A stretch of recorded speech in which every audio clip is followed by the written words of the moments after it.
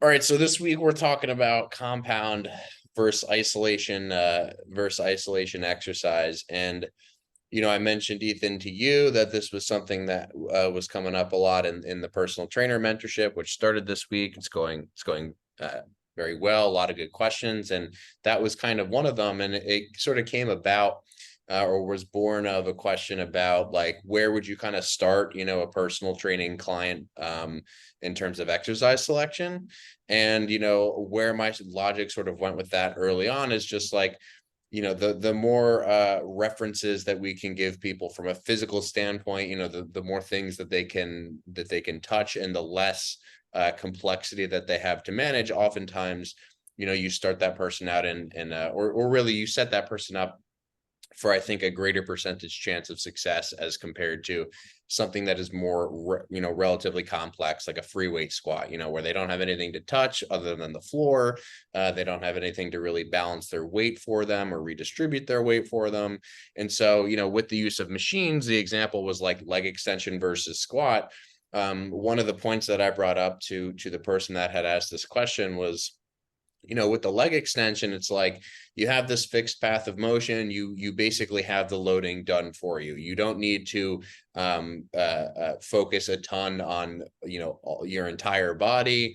You can really just focus on motion of your tibia, and really, other than that, like just pulling yourself down into the seat.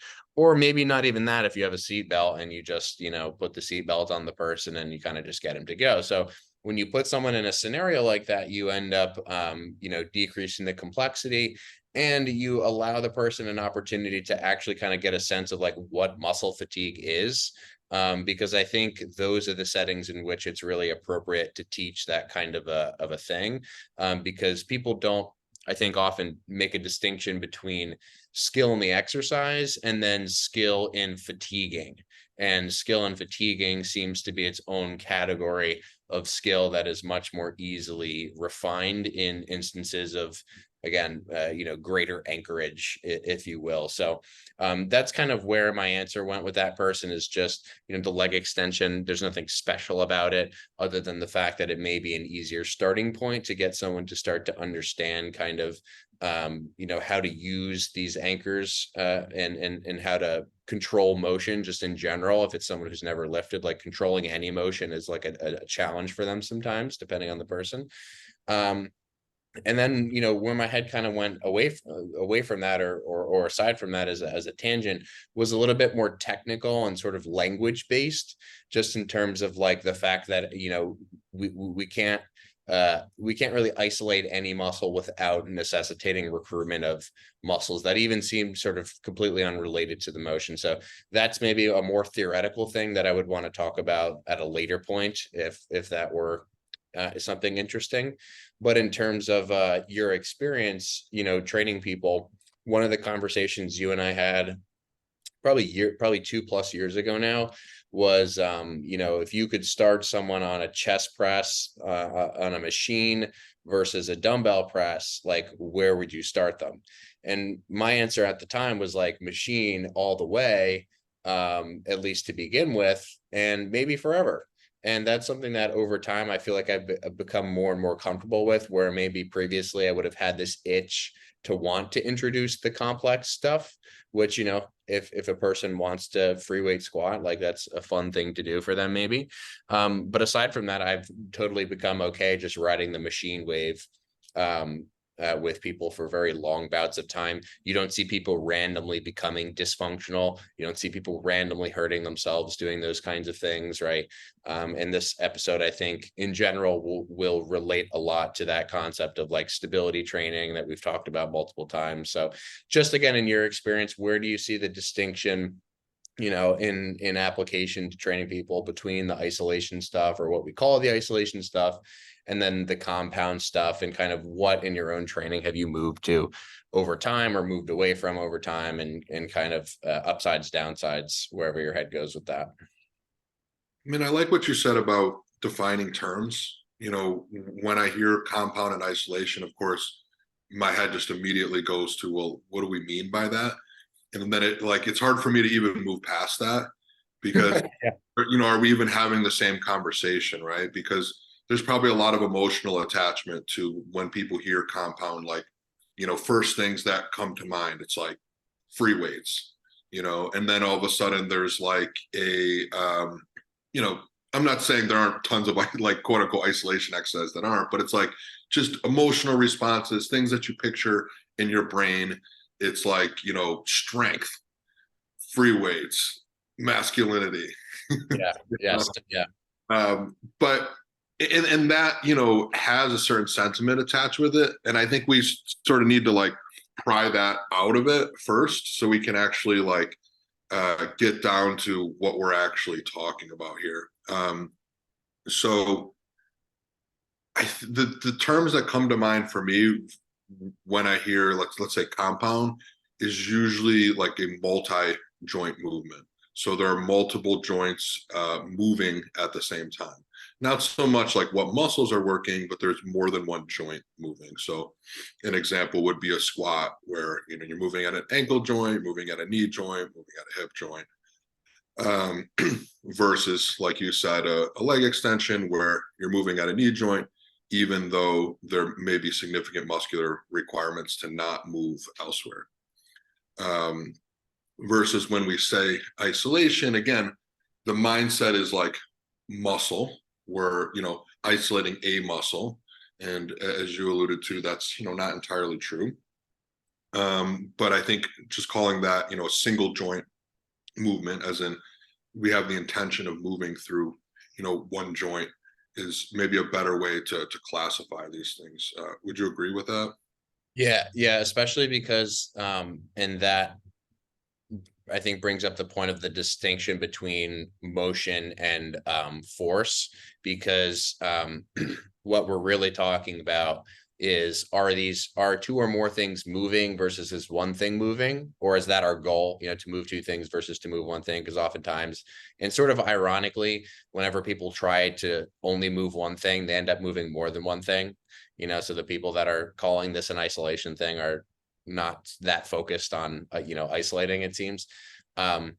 But there is a distinction, that is important to draw between force and motion, where what you're describing with the leg extension is simply that if we have, let's say, a two joint muscle, like the rectus femoris, which crosses the knee and the hip, and we have a ton of contraction at the knee, we're also going to have this sort of anchoring pull on the hip, just from a muscle standpoint. And then aside from a muscle standpoint, you have the whole like body weight thing, and how externally your body weight is going to want to move in different places depending on the exercise, and so that necessitates that you sort of bring in other stuff. So nothing in the upper extremity or the hip on a leg extension can be moving, but there are tons of forces that are going through all of those segments, which necessitate muscle contraction. So I think that's a very good distinction to make clear, which is that force does not equal motion.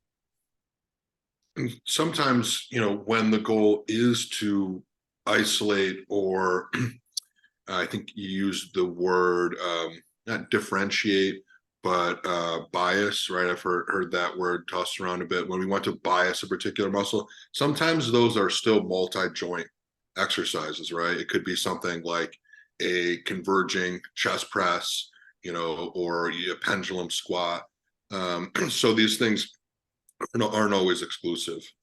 But if we can separate it into, one joint moving versus multiple joints moving, now I think we're, having a conversation that's well defined. Yeah. So from there, the next question might be like, why might one want to move through multiple joints at the same time versus just a single joint? You mentioned some things in favor of a single joint, which was basically just less moving parts, more or less, to control. But then also learning to not move those parts is a really important skill, whether it be single joint or multi-joint, because regardless, there are going to be things that we don't want to move. So starting with that in a less complex scenario where you have more external reference is probably an easier way to learn it up front. On the flip side, reasons people might give for doing multi-joint exercises. One, if I think the number one thing is like a time component.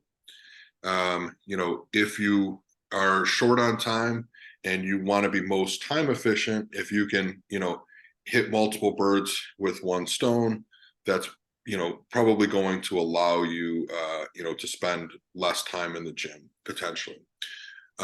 Also, from a intellectual standpoint, like it's harder to take something, complex and break it down into its individual parts and really know that you're not missing anything. So if you were to just kind of like look at, a random group of, high level bodybuilders, you might see, especially historically, that, people were doing, squats, bench press, even deadlift, a lot of what they were calling compound or, multi-joint exercises.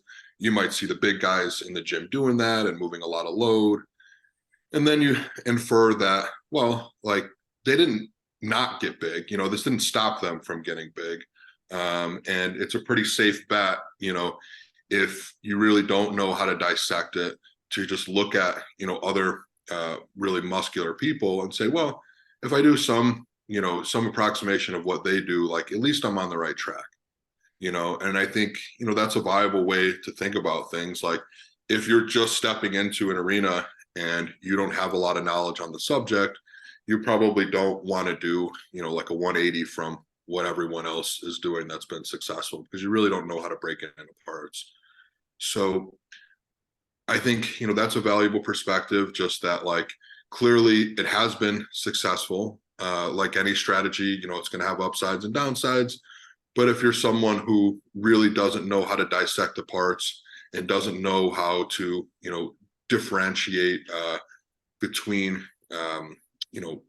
muscles, forces, those types of things, then it may be easier just to kind of go with a really broad approach. Yeah. Like we said, that oftentimes is also the people, who are committing less time to it, both from, an education standpoint, but also from in the gym standpoint. So it allows you to be reasonably efficient. And then also, if you're not particularly strong, even if you're doing them wrong, the risk is still there, but, it may take you a little bit longer to see those consequences than it would, later on in your career. So I think those are some sort of like, counterpoints that could show up, but, the discussion is always like, well, could we improve on that? Like if we have the knowledge, like could it be done better? Where do I find myself these days, both, as a professional bodybuilder, but then also, as a trainer, of the general population. And, like I mentioned before, it really, really varies. Like just looking at, my group of clients and just seeing no two programs, after several years are, even close to each other. It's always just making decisions, like we've talked about many times, based on the limitations. So, some of those limitations, like in the case of say multi-joint, for example, you have, some of the pros of, yes, it's time efficient, and, we can hit a lot of, muscle at once. And maybe even there's some crossover to like systemic, stimulus in terms of like a cardio metabolic kind of stimulus there. It's going to be easier to achieve, and that might have some benefit, for the general population as well. But no matter who you're working with, there's always problem solving that happens at some point. So you may decide like, well, this joint I don't want to load, or I don't want to load this joint the same way, repeatedly over time, maybe because of prior injury or some nick and niggle that comes along the way. And then also just the constraint of like, what does this person enjoy? What like, obviously what the person's goal is in terms of like, is this someone, training purely for hypertrophy, someone who's training to deal with past injuries, someone who's training, for a sport, all of that comes into play. And then every time you look at an exercise, which, we can go into with greater depth, you're just kind of weighing the pros and cons. Like, I want these things, I don't want those things. And like I said, we can kind of go into examples of what that might look like. Yeah, so just to kind of backtrack here a second, because I wrote a couple notes that I wanted to touch on. So, one of the things that you were mentioning was um, this sort of tried and true concept of, I've seen Dorian, and Dorian used to do all these things, or I've seen Jay, and Jay used to do all these things. And, I doubt that many people in the general population are looking at those people specifically. They're probably looking at like the muscle mommies on Instagram for fitness advice now, unfortunately. But needless to say, I think what's very interesting about watching, a pro bodybuilder's training is like, I think we can say whatever we want about like, the fact that some methods weren't particularly science-based and maybe they didn't really know why they were doing certain things, but regardless, I think one thing we know for sure is like they definitely like every really really high level bodybuilder has a very acute aware sense of like, where am I feeling this thing and why am I doing it this way? Like there always seems to be a very clear, at least sensation based, experiential based reason for the way that people do things. So a good example it was the video that I showed you yesterday that you mentioned you had seen before, of Jay Cutler, who for reference was doing like this barbell bench press, and he was using like 315. He was fucking, banging out just rep after rep, and he was really only like doing the bottom, I don't know, 40% of the motion, if you could call it that. And he was just like banging out these partial reps. And, I think someone might look at that and be like, oh, that's a very compound movement. Like I should also be doing that compound movement. Without really any sort of, I think, knowledge around the physics of it, it can be, like you're saying, can be very difficult to sort of navigate through why someone might be doing that or applying that sort of partial rep to a bench press type of thing. But what I have sort of come to realize across the board is even when compound exercises, quote unquote, compound exercises are done by high level guys, they almost do it or modify them in a way which would lead them to make it more of like this quote isolated thing. So like the bench press is a perfect example. Like, why would you only do the bottom 50%? You would do the bottom 50% because the top 50% is basically just like a triceps extension, right? So if you're doing the full range and you're feeling a lot of triceps and you're feeling a lot of pecs, and pecs are your goal, you might just logically stick to the range that's a little bit more akin to, or aligned with what your goal in that exercise is. So I think that this notion of compound leads us to believe that like we get stimulus everywhere. But I think that if you take any compound motion far enough, you're going to end up feeling one particular group more than any other. So while the message of the compound exercise sort of superficially is like, I'm going to use this shotgun approach, I think at the end of the day and at the end of the fatigue runway, you will run into a position where one thing is probably going to be the linchpin or the rate limiter of the motion, and you can only really know that once you get there.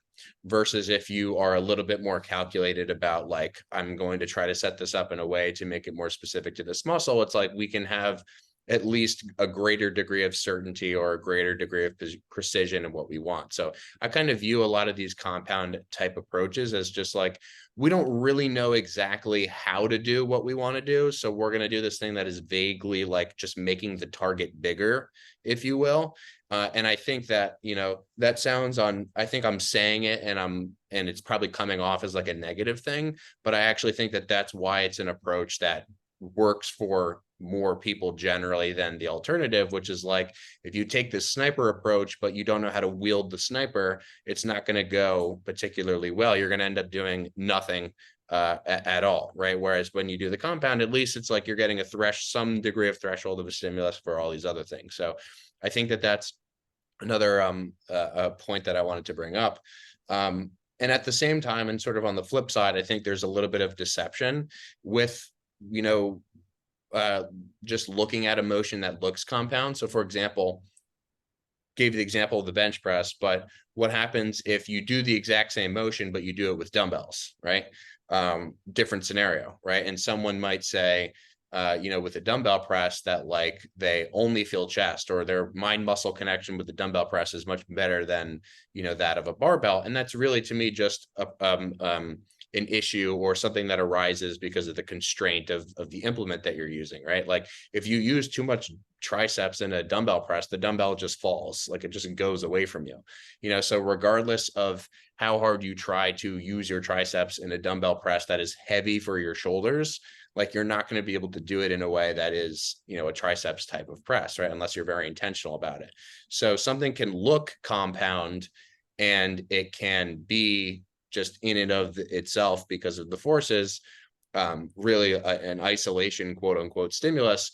And something can also look isolated and be, a greater stimulus than meets the eye, or a more generalized stimulus that meets the eye, which I think is a sort of irony in that, like, no matter how compound you try to make it, if you follow that exercise to its end of fatigue, you will eventually get to probably one rate limiter. Like I don't ever recall myself doing an exercise and getting to like the absolute end of it and being like, even if it was a compound thing, like a squat, it's always, oh, it's my glutes are just fucked right now, or my quads are just fucked. There's always seems to be one rate limiter, which I think, and last point I'll make on this, is a separate point from me saying that the outcome would be an isolated growth outcome, right? Because you can have, a threshold, like a stimulus to, let's say, your quads in a squat. Maybe you're a very like glute back dominant squatter, just because of your segmental proportions, like your limb lengths.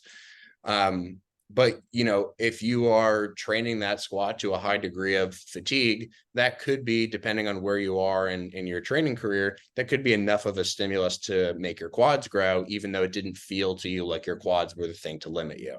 So kind of, a benefit again of that shotgun type of approach. But I just wanted to throw those caveats in there, because a couple of the things that you said were reminding me of those points.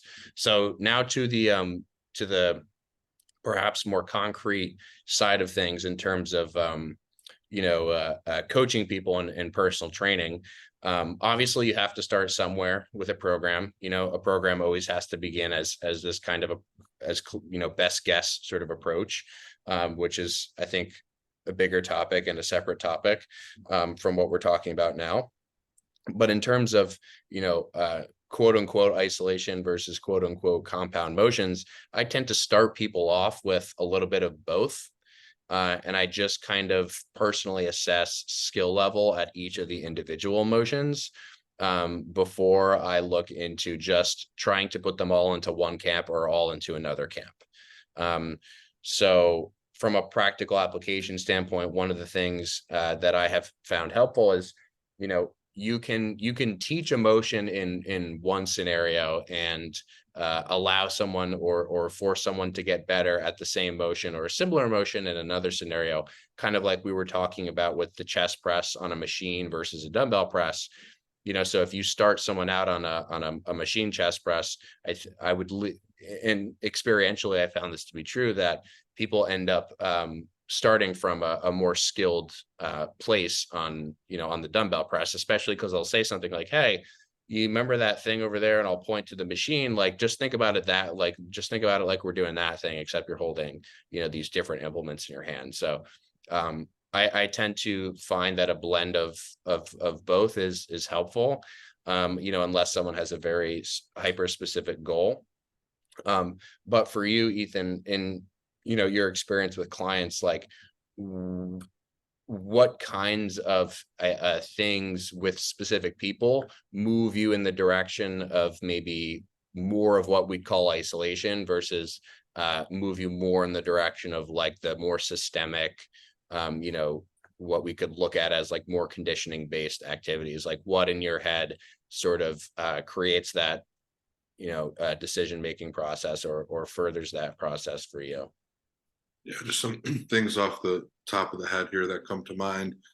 If someone has a, very specific hypertrophy based goal, they want to put on muscle today, probably going to be more likely to start with the isolation stuff, unless there's someone who's, already has, prior history, high degree of skill in something, and we know that they can execute them well. So that's always the reality, is just like, where's this person coming from? They might already be really competent in some things. So it's rare that, a person just coming in with like zero experience at all athletically, or in the gym. So oftentimes, we're talking about it as if like people are starting from, square one, but oftentimes there are things that people are already competent in. There's things that people that they already like. But, if we were starting from kind of a hypothetical situation where it's like, all right, 12-week transformation, and like, we're trying to grow XYZ muscle, I'm going to be able to get more output off the bat by using something that's going to be a more like single joint, or at least more like constrained exercise. It doesn't even have to be single joint, but it's probably going to look like something more like a hack squat than it is a free weight squat, again, given that the person doesn't have, experience with one or the other. So, if someone was coming in, like an example for me might be someone coming in that's like a bodybuilder, but kind of hit a plateau, and maybe they have some like, some prior injuries or whatever. It's very likely that we're going to break those component parts down, pick exercises that are very specific, very intentional about not being, problematic from an orthopedic standpoint, and just work on getting output in a very constrained environment. And to your point earlier, like a leg extension, for example, is a really good place to teach someone really just the psychological component of dealing with the feelings of fatigue. Yeah. So I know you have a situation currently with a client where, you're doing more of a, what we would call like systemic based thing, where you're doing, I think it was like, like a push up to a different variant of a push up, to a TRX row, to like a different kind of dumbbell row. So like, those kinds of like circuit style, more systemic based stuff, jumping from one thing to the next, minimal break, maximal requirement of like total body involvement. What kind of decisions, or what kind of points along the way sort of led to that specific case? And how are they different from, let's say, the bodybuilding scenario that you just mentioned? Yeah, I mean, in this specific case, the person has like a family history of heart disease. Father, grandfather both died of heart attacks. Their, you know, cardiometabolic health, respiratory health is not like that great. Just, observing them like doing cardio, but I also know they're not going to do it on their own. I also like, where our gym is not set up for like, long, low, slow, cardio. So all the modalities we have are going to be a little bit more of like interval style modalities. But this person, is paying me to lift weights. That's like their expectation, even though, from a health standpoint, they could really benefit from just doing, more cardio. So that might be a situation where like we just kind of sneak it in there and find things that, still look like resistance training exercises, but require you to, either like stabilize, your body in space, or, again, are working multiple joints with just a lot of, muscular requirement from the entire body. So that could be something. And also like mentally too, that plays into it for a lot of people, where they just expect to feel really tired, and you want to give them that experience. That's another example where, you might either decrease the rest, end up, supersetting things, or picking exercises, where you can achieve a lot of systemic fatigue. And, that systemic fatigue is something that we just like look at as this big negative in a bodybuilding sense. It's like we're always kind of, weighing this quote unquote stimulus to fatigue. But if you're someone who is not training many hours in a week, fatigue is not something, at least from a gym standpoint, that like you really have to worry that much about. Mm. Yeah. And one of the things with you know, those quote more systemically fatiguing activities is they tend to be more difficult to take deeper into failure, which is kind of you know, the point that you brought up earlier about, you know, if you have this person who has a bodybuilding based goal, one of the reasons that the more anchored constrained scenarios are better for that is because as you start to fatigue the target tissue, there's in most cases very little, if not nothing else that can contribute to the motion, right? Whereas when you see people like in a free weight squat, it's like rep 1 will be nice and upright, their knees traveling forward, and rep 10 will be like their hips, you know, shooting back 5 feet. You know, something like a hack squat literally just prevents your hips from moving in such a way that would take stress away from, you know, what your goal is. So, you know, I have a very it's very interesting because what like I find that when you were starting to answer that question, all of the things that you first mentioned were not like exercise specific. They were environmental, specific to family history, like those, like my head in terms of this conversation, like wouldn't even go there. Like, you know, this person had grandfather who had a heart attack, or, you know, these are the constraints that we're dealing with at our gym. But those, to be honest, seem to be in terms of a personal training scenario, like the way bigger, more important factors, much like something like interest and fun would be. I have a tough time. I think, thinking about those things because I get so tunnel visioned on like particular, like specific, the X's and O's of a specific exercise. So it's good that you mentioned that as like being pretty much the most important constraint. Obviously, there are certain gyms that people work at that have no equipment, like no machine-based modality. It's all like dumbbell, barbell, resistance band type stuff. So to some degree, it's not like, you know, sometimes it's not even really like it's a choice. But I do find that even in the instances where, you know, people will be training out of like a more box style gym, there are certainly ways to increase the amount of anchorage or references that people can use. I just think you have to be a little bit more principle based about it to be able to see it clearly, as opposed to like, you know, just stepping into this machine that kind of does this thing for you. So you used to, I mean, I know hype early on was like very much sort of that way, like in more of like a box gym style sort of a thing. What during that time period did you like, where was most of your focus in terms of training people at that time?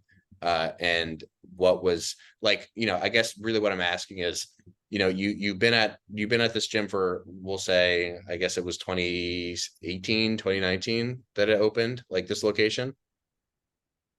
Yeah. And so that's a good chunk of time. And for a lot of that time, we didn't have, you know, very many machines, I guess. I wasn't there, but that's what I assume. And now we have machines.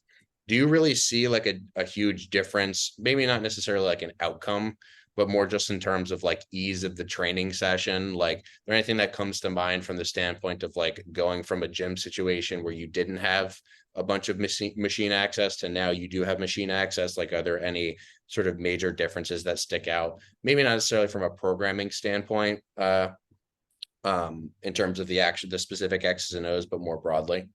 Like, does anything come to mind? Yeah, I kind of like, from, you know, a training other people perspective, like I almost like having less options because so much of that shit just doesn't matter for them, that it just gives me less to think about. See, like if if I have the options, then I want to like optimize it, right? But it's all, I'm just always working on this kind of constraints model where it's like, here's the person, here's their goal, like here's what I know about them psychologically, likes, doesn't like, you know, and you know, I'm just kind of working down, and then it's like, here's the equipment we have available. And it just that decision tree is much shorter when you have less options. Hmm. So like I train the same people in the park with like a couple dumbbells, and I don't even remember what the hell else I had out there, but just like things that I could fit, in a very small shopping cart.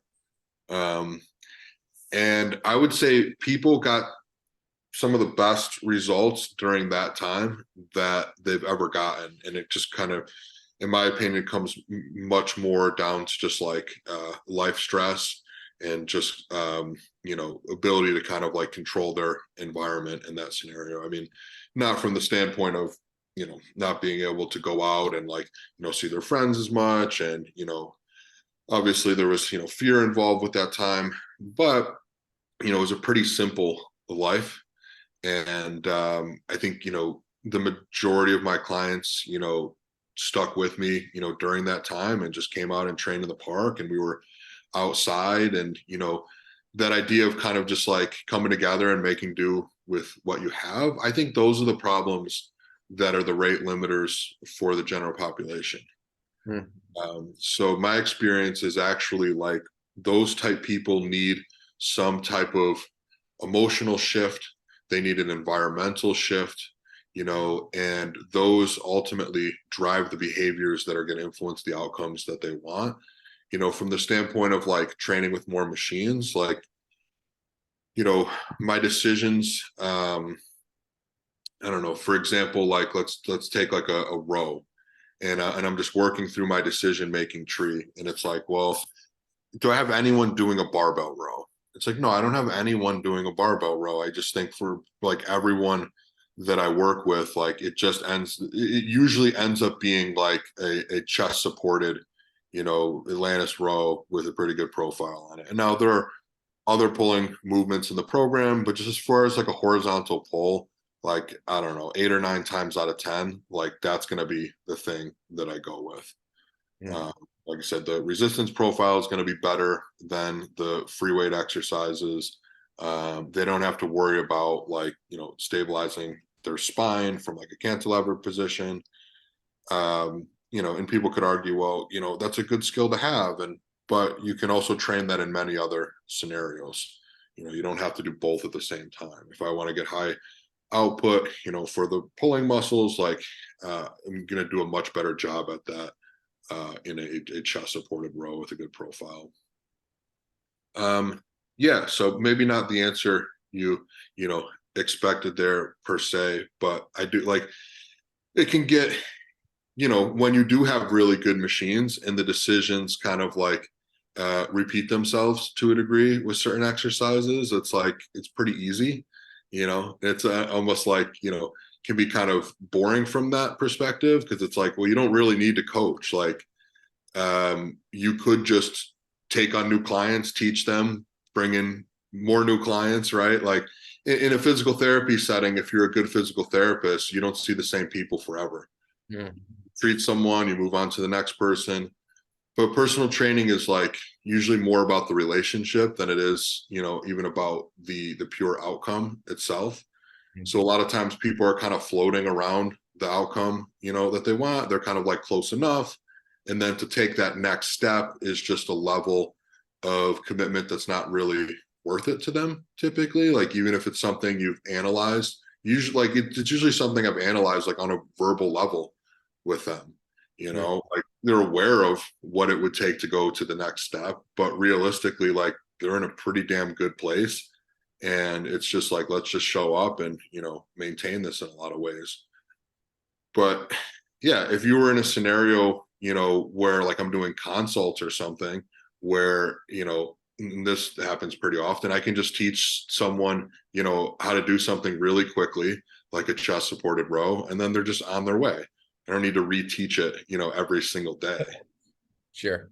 Um, so yeah, like I said, I think kind of summarize, I think, if we're talking about the general population specifically, I think again, the rate limiting steps for them are mostly unrelated, to exactly like what equipment they're using and, an environmental shift, a psychological shift, is really the driving forces. And sometimes it's actually just easier to have less stuff to choose from. And I feel like regardless, I can make it work. And even if the stimulus, could potentially be a little bit worse, I don't know that it actually shows up like in their, in the results. So on one hand, it could be a little bit harder to pivot where it's like, oh, you have this problem and now you have to solve it, with just a dumbbell versus, I can go over and like set up this machine in a very specific way or a cable or something like that. You know, more options definitely allows me like more ways to pivot. You don't necessarily just have to do away with something altogether. You always have other places to pivot to. But how often, I might get to a place where, I couldn't execute a good program with that population with free weights is probably pretty rare. Yeah. Yeah, that makes sense. And on the flip side, you have like the gym that we were at on Friday that you train at Extreme, which basically, I mean, how many machines do you think they have there? Like more than, I would guess, a couple hundred, right? Yeah, that's what I was thinking. Like definitely over 100. Yeah, Uh, above 100, below 1,000. below Range. below 300 probably, somewhere in between that. Okay. Yeah, but I mean, it's crazy because they literally, I'd never seen any gym like that where they just like they have basically a machine for every joint action and every position of every like secondary joint position that you could want for every joint action, you know. Mhm. Um and that would be something. And I think that, and maybe this is an interesting sort of a tangent. One of the things that you said was in relationship to just like getting lazy in terms of or maybe not lazy, but just like very comfortable just like putting someone on the machine. It's generally speaking, especially if you've worked with a person for any length of time, it's like, all right, here we are on the seated leg curl, like same thing as last time and 50 times Yeah. before. It's rare that you have to kind of continue to coach people. And I think like the more machines, the first thing is I think people generally also assume that like machines are easier. Like there's this like intonation when people talk about machines is like as if they're very simple and easy. And I think that like it's the kind of thing where yeah, like once you know the principles and you know like what you're looking for, it's pretty fucking easy, especially to repeat with the same person. But if you're a trainer that doesn't necessarily know the difference between, what machines do what and how to set them up and where it's going to be problematic and for who it's going to be problematic and stuff like that, it's very easy to assume that you can just put a client on something and not have to coach. And, you and I have seen it plenty where, clients will get onto something like the pendulum squat, and they'll put their feet in a position that doesn't make sense at an angle that doesn't make sense with a tempo that's like, oh my god, I hope their knees are okay. So there's the kind of flip side of that, which is like you and I kind of come from a place, I think, of machines are very convenient and fairly easy to coach people on.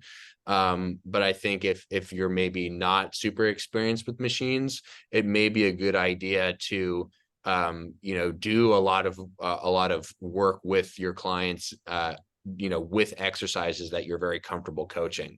I think that it's very important for trainers specifically to know themselves how to use a machine before they put a client into it. Even if it's just like, oh, this is a different kind of leg curl, saying something like, I haven't used this specific thing before, but like, we're going to figure it out together. Like that to me is fine. But I've seen it a bunch of times where, and I'll see it in public gyms too, if I'm ever at a public gym where clearly the trainer is not particularly aware of like how the machine even adjusts. And I'm like, oh boy, like this could be a problematic thing. So, once that threshold is passed, I think it's okay. But I think if we were in a gym like Extreme with 300 machines, it would be very tempting just to kind of pinball, what's the word? What's that game that's like the ball goes back and forth? Pinball. Pinball? Yeah. All right. Yeah, you look pinball your clients around between the machines. Like that would be the very tempting thing to do. And to be honest, that would probably be fine. But it would be probably really boring at a certain point. So I think it's also interesting too to think about how there's like, there's the client who gets very bored of like the same routine quickly, but there's also the trainer like that probably gets bored, coaching the same shit over and over again. And when you finally get that person that's like really fucking up, like a hinge or something, like that's kind of a fun scenario. Anyway, so I think those were some good broad points and specific points in terms of directionality that may be helpful to people. I didn't really have anything else to say on the topic. If you didn't, I think that was a good little shtick. But if you wanted to kind of add anything else, we can add something else. Yeah, just to echo what you were saying about like it being easier to coach machines. I mean, I see just as many trainers mess up coaching machines as anything else. Yeah. Yeah, I wouldn't even say, it is like easier per se to coach. It's just like you explain once you're in a rhythm and you're like, all right, this is the seat setting, this is the, chest pad setting, the person's, gotten cued a number of times. Like you could say the same thing, for a multi-joint lift as well, where like, again, once they've kind of dial it in, it's pretty you know, pretty passive at a certain point. So yeah, for the person who's thinking like, well, if I, am not as educated, then, machine's the way to go because, I'm more likely to just get that right. I don't think that's true. I see Yeah. just as many problems there. So I think that's a really good point. Um, I can think a bit on maybe like how my training has changed a bit over the years. Oh yeah. Yeah. Um, you know, it would seem very simple just to say like, oh, progressively I've moved from more like, big multi-joint lifts to more and more like single joint lifts. And I don't think that's true. I mean, some body parts kind of lend themselves more to, single joint movements than others. So, right off the bat, you're like, all right, well, has your calf training, progressed in that way? And like, no, that's going to be an area where you're pretty much doing single joint stuff. And all these are going to have some crossover. Like you do some leg curls. Yeah, you get a little bit of calf work in there. But for the most part, like if you're a bodybuilder with a specific goal of growing your calves, you're going to do, isolated plantar flexion, whether, with a bent knee or a straight knee. So there are so many areas that don't really change that much. Like if you're going to train your arms, like there are very few, professional bodybuilders who just don't isolate elbow flexion and extension. That's going to cover 95% plus of people with big arms that they isolate the, elbow joint in some way. Same thing, at the shoulder joint.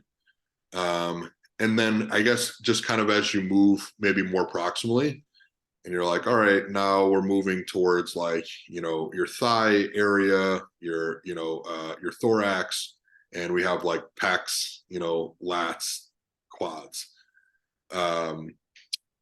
And I think one of the big things for me has just simply been that, with the history of back injury, I've wanted to mitigate axial loading or loading down the spine at times. And that's led me to make decisions about maybe the order of exercises.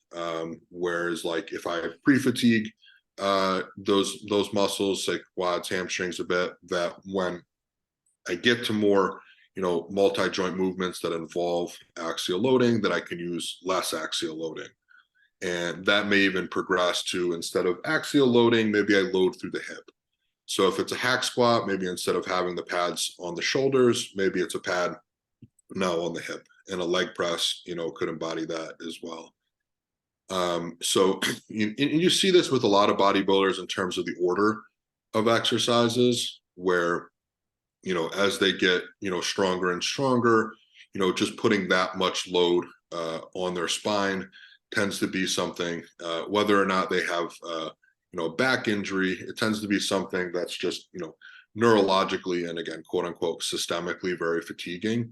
So it's very, very common over time for bodybuilders to move towards an approach where they're doing, single joint exercises first, fatiguing those muscles and then later moving on to something that's more, of a multi-joint movement.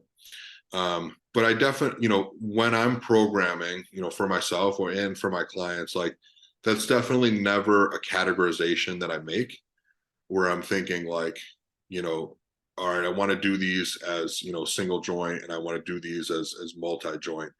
It's usually other things, and then that's kind of just like spit out of the equation. Mhm. Um, Yes.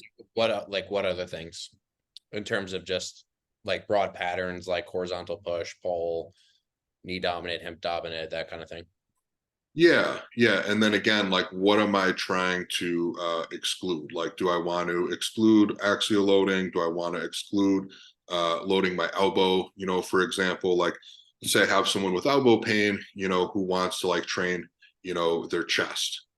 Okay. And now let's say they have, pain with like pressing and you're moving, maybe from barbell exercises to dumbbells to cables to machines with a very, specific path. Um, but you can also choose, to load, load a different joint or like at a different part, in your arm that still allows you to do the motion that trains your pecs, but doesn't necessarily involve the elbow joint.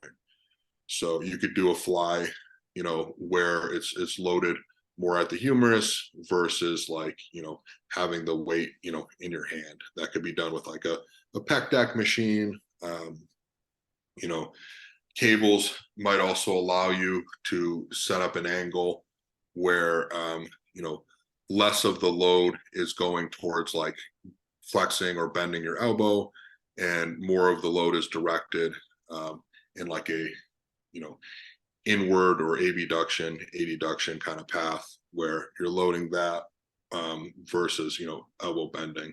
So it is just starting a lot of times with like, well, I want this, and then, I don't want that.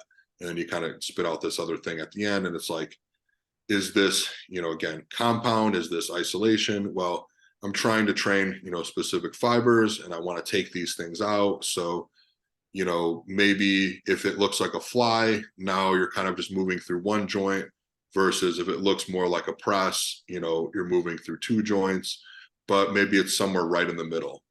And then you're just kind of like, you find yourself on in a place in that spectrum, not because you started with, I want, multi-joint or single joint, but you could end up somewhere, kind of in the middle, just trying to sort of, migrate stresses. Yeah, and funny you mentioned the axial loading thing specifically, because I was recently watching one of Chris Bumstead's like leg day videos, and he was like, yeah, we're 6 weeks out or whatever. I was Smith squatting for the whole off season, but then my knees started to really fucking hurt. So now I do leg extension first, and then I do leg press, and I avoid the Smith. Um, and I think that, again, something can look, speaking to the idea of something looking very compound, but in terms of stimulus being very isolated, like there's so many ways to sort of skin the cat that, you can end up doing a Smith squat in a way that is basically pure quad and almost like nothing else. You can do it in a way that's like pure glute and sort of like minimal erector and no quad. So I just think that I'm surprised at how oversimplified this conversation still is, because you will still see people just completely seriously and dogmatically being like, well, compounds are, just better, like they're just more stimulus.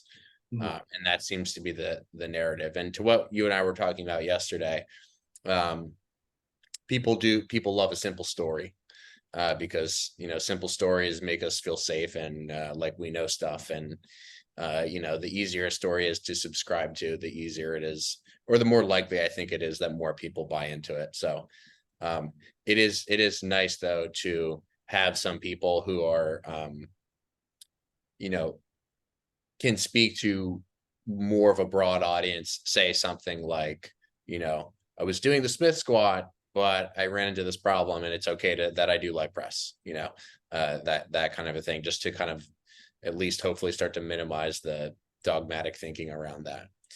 Um, But yeah, I think the last thing I'll say is I also have never, it has never crossed my mind to program something based on the amount of joints involved in terms of what looks like it's moving versus, where there's force and those kinds of things. So I think maybe if anything, that is one of the biggest takeaways, is like no one really, it's not really like someone sits down to write a program and they're like, oh, okay, I want to do this many single joint things and this many, biarticular exercises. And, so, and that kind of speaks to just the level of importance in terms of making the distinction in the first place. It's like the distinction, I think, should not occur at the level of how many joints are moving, but just what the exercise is doing. And like you said, the barrier in some ways is, well, how do I know what an exercise does? Which is, is kind of a different, bigger, maybe conversation, I think. Yeah, I don't even think if I pulled up like an old, journal and I looked at my training, when I was like 16 versus now, like at least, when I started focusing on bodybuilding, so maybe like 18 or so, I don't think there would be like more single joint stuff now. Like I think, there would be certainly different exercise selection, but maybe before it was like a dumbbell press, and now it's like, Nautilus chest press. It's like technically fall under that category, of multi-joint, quote unquote compound lifts. But, how did the Nautilus chest press come about? Because when I was, 18, 19, I was using, 150-pound dumbbells, and it's picking those off the floor is, part of what over time contributes, to the back, to back pain. And also, again, just a lot of fatigue from, okay, chest day, we're picking up the 150s, back day, we're picking up the 150s, leg day, we're lunging, 150s. So it's just like, how much stimulus are you really getting out of pulling these dumbbells, out of the rack and kicking them up and dragging them across the gym and loading plates? And I think all that stuff adds up. And, you know, in the beginning, it's not something, again, that you have to necessarily like, put on the ledger sheet and account for, because you can't necessarily produce as much stimulus. So, over time, obviously things like your bones and your heart, adapt as well. But, I don't know, at least doubled the amount of muscle mass, that I had when I started, probably triple, for just looking at like, pure like contractile tissue. Um, and not everything else is adapting at the same rate, so the consequences you pay elsewhere are not necessarily proportional to what you can do from a muscular standpoint. Mm. Over time the accounting really changes, and you have to make it more and more specific muscular oftentimes to mitigate the consequences that you pay elsewhere. Yeah, it's much nicer for you to sit down on the chest press machine and grab the handles. Yeah, move the pin, and then like, why not? How do you, like, it's hard for me to make an argument against that, Yeah. other than like, if I didn't have a choice, Yeah. right? You're like, what happens, when you travel this place, or that place or whatever, you do your best to set up the best environment, but like, you can frame it that way for anything, and it's not a problem I've run into yet. So I keep plugging along. Yeah, and that's one of the biggest things about, or upsides, I think, of Kaiser, is just like you get on the thing and you just press a button, you know, and you can look. 1% easier than moving the pin. It is, yeah. I mean, just a little bit of thumb flexion there, thumb adduction. Yeah, and it's something like a leg press. I think that's, if you're doing sets of like 10 plates on either side of a fucking hack squat, uh, moving the plates is a chore, Why you bring your wife to the gym? Okay, all right, yeah, it's I'm like, oh, this is a great workout for you to help me. my spine and my glutes and my traps. Day one was teaching the hip hinge to pick up a 45-pound Yeah, plate. I mean, very important.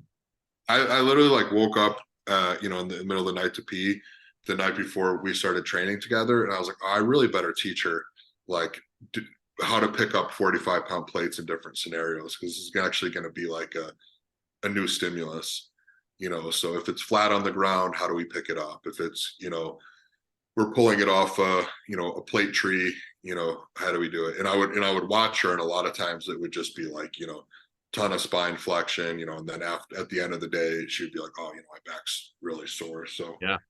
um that's been an emphasis, and I know that from the experience of just repeatedly having to do that, you know, by myself and pick up dumbbells, that shit adds up, you know. And if you want to be a professional at something, you know, professional in the way you do every component of it, you know. That's, you know, how you act throughout the day, you know, how you pick up your weights, all that stuff adds up if, you know, you want to be at the highest level. All right. I love it.